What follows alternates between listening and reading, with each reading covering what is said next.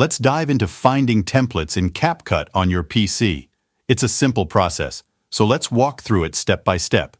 Firstly, open your web browser, such as Google Chrome, because this feature isn't available directly within CapCut. Once you're in your browser, simply search for CapCut.com. Once you've arrived at the CapCut website, locate the Template section at the top left corner. Here, you'll find a variety of templates to choose from across different categories. While you can't search for specific templates yet, you'll discover a plethora of options to explore. Scroll through the pages to find the one that suits your needs.